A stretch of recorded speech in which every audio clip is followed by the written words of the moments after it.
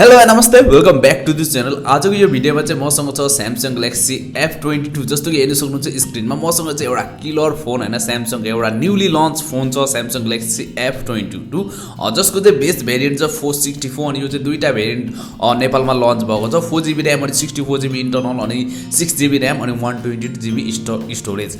अनि यो चाहिँ मसँग छ 6GB र्याम अनि 128GB स्टोरेज भएको मोडल जसको चाहिँ पर प्राइस पनि म तपाईलाई भनिदिइहाल्छु। 464 को छ 20,499 भने 6 अनि 128 को छ 23,999 मतलब कि तपाईलाई एउटा 24,000 भन्दा तलमा चाहिँ एउटा तपाईले स्यामसङ को 6GB र्याम अनि 128GB स्टोरेज भएको फोन साथमा सुपर एमोलेड डिस्प्ले 48 मेगापिक्सल को क्यामेरा अनि 90 हर्ट्ज को रिफ्रेश रेट को साथमा एउटा चाहिँ तपाईले स्यामसङ को किलर फोन पाउनुहुन्छ त हैन। सो यो तपाईलाई कस्तो लाग्छ यो फोन हैन, अनि यो तपाईँ यदि तपाईँ लिन चाहनुहुन्छ भने तल लिंक दिन्छु, त्यहाँ गएर पर्चेज गर्न सक्नुहुन्छ। अनि कस्तो छ यो फोन त जान्न चाहनुहुन्छ भने यो चाहिँ भिडियो लास्टसम्म हेर्नु होला। अनि च्यानलमा नयाँ आउनु भएको छ भने यस्तै खालको लेटेस्ट अनबक्सिङको लागि च्यानल सब्स्क्राइब अनि भिडियोलाई लाइक गरिदिनु होला। सो सुरु गरौँ हाम्रो यही स्यामसङ ग्यालेक्सी F22 को भिडियो। सो बक्स खोलौँ है त अब। सो एउटा चाहिँ स्यामसङले लिएको यहाँ चाहिँ एउटा पेपर बक्स छ, यसमा सायद वारेन्टी पेपर्सहरू होला हैन। सो के छ हेरौँ भित्र।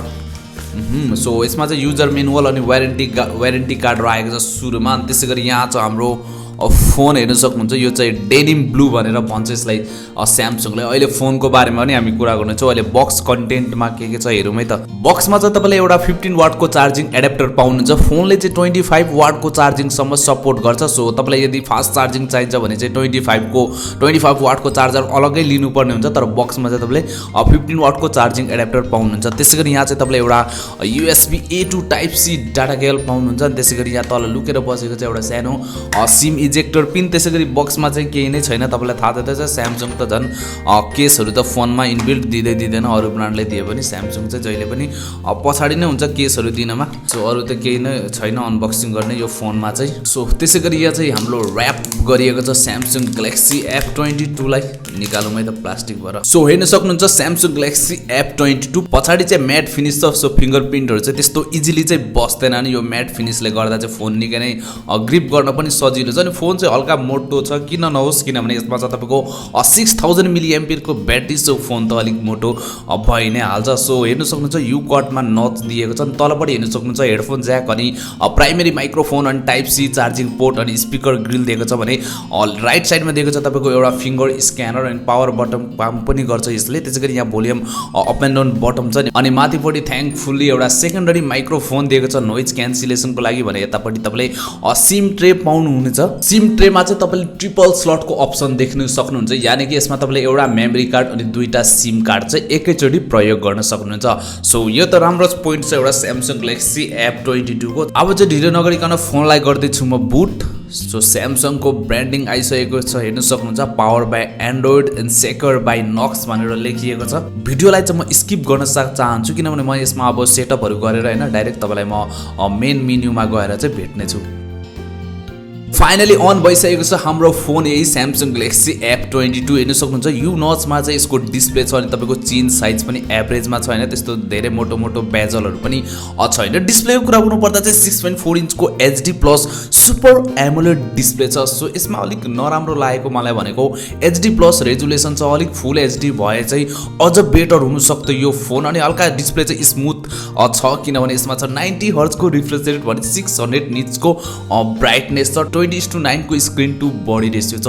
सो डिस्प्ले चाहिँ ओभरअल ठिकठाक नै भन्नुपर्छ हामीले यतिको। अनि त्यसैगरी यसमा सफ्टवेयर अनि प्रोसेसरको कुरा गर्नु हो भने चाहिँ यो आउँदैछ मिडियाटेकको हेलियो G80 प्रोसेसरमा हैन। सो मल्टिटास्किङ गर्नुहुन्छ भने हैन तपाईले यसमा कुनै पनि ल्याग या डिले हेर्न पाउनुहुन्न। यो चाहिँ ठिकठाक नै काम गर्छ हेलियो G80 प्रोसेसर। यदि तपाईँ गेमिङ गर्न चाहनुहुन्छ भने पनि तपाईँलाई एउटा राम्रै फिल दिन्छ। मैले अघि पनि गेम खेलेको थिएँ, त्यस्तो मजाको त स्मुथ देख्न पाइनँ, तर ठिकठाक नै भन्नुपर्छ हामीले प्राइस हेर्ने हो भने। यसमा पाउँदा यो आउँदछ 2 GHz को अक्टा कोर प्रोसेसरको साथमा भने GPU माली G52 MC2 दिएको छ। अनि सफ्टवेयर नै हेर्नु हो भने चाहिँ यो आउँदछ तपाईँको एन्ड्रोइड 11 मा जुन चाहिँ बेस छ स्यामसङको OneUI कोर भर्जन 3.1 मा हैन। सो हेर्न सक्नुहुन्छ सेक्युरिटी अपडेट प्याच लेभल तपाईँको 1 मे को छ भने यसमा नक्स सेक्युरिटीको हुन्छ स्यामसङको फोनहरू। अनि त्यसैगरी यसमा तपाईँलाई क्यामेराको कुरा गर्नुपर्दा चाहिँ क्वाड क्यामेरा सेटअप पाउनुहुन्छ जुन चाहिँ हेर्न सक्नुहुनेछ। जुन चाहिँ मेन क्यामेरा छ 48 मेगापिक्सलको अनि अर्को 8 मेगापिक्सलको वाइड क्यामेरा, 2 मेगापिक्सल मेगापिक्सलको म्याक्रो क्यामेरा अनि 2 मेगापिक्सलको डेप्थ क्यामेरा जुन चाहिँ थाहा छँदैछ होला तपाईँमध्ये कतिजनालाई चाहिँ यो चाहिँ 2 मेगापिक्सलको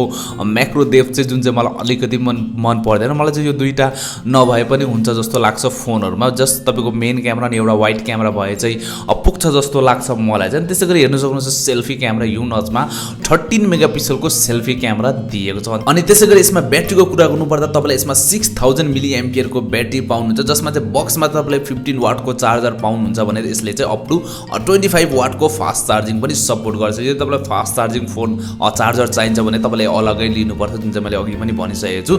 सो यसमा सेक्युरिटीमा चाहिँ तपाईँले एउटा साइड माउन्टेन फिङ्गर स्क्यानर पाउनुहुन्छ, जुन चाहिँ मैले अघि सेट गरेको थिएँ।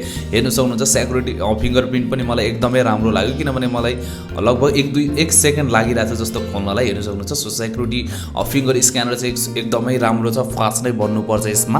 प्राइस त मैले यसको अघि पनि भनिसकेको छु। यो चाहिँ दुईटा भेरिएन्ट लन्च भएको छ नेपालमा, 464, 628 जसको चाहिँ प्राइस हेर्नु सक्नुहुन्छ स्क्रिनमा। यदि तपाईँलाई चाहिन्छ भने चाहिँ मैले दराजको लिङ्क दिएको छु, त्यहाँ गएर तपाईँले अफिसियली पर्चेज गर्न सक्नुहुन्छ। यदि तपाईँलाई अझ पनि स्यामसङ ग्यालेक्सी F22 सँग रिलेटेड केही कन्फ्युजन छ भने प्लिज कमेन्ट गर्नु होला, म अभियसली रिप्लाई दिनेछु होइन। सो यदि तपाईँलाई अझ धेरै मजाले नै डिटेल्सली जान्न चाहन्छ भने मलाई इन्स्टाग्राममा DM गर्नुहोस्, म तपाईँलाई त्यहाँ अहिले फ्री भएको बेला तपाईँको सबैको क्वेसनको एन्सर दिने गर्छु, सबैको दिइरहेको छु होइन। यदि तपाईँलाई भिडियो मन पऱ्यो भने चाहिँ प्लिज च्यानल सब्सक्राइब अनि भिडियोलाई लाइक गरिदिनु। यदि तपाईँ कसैलाई सजेस्ट गर्न चाहनुहुन्छ भने यो फोन पनि प्लिज उहाँहरूको माझमा चाहिँ प्लिज सेयर गरिदिनु भन्न चाहन्छु। अनि हामी भेट्नेछौँ यस्तै कुनै इन्ट्रेस्टिङ भिडियोमा। Good by, Jay Nepal.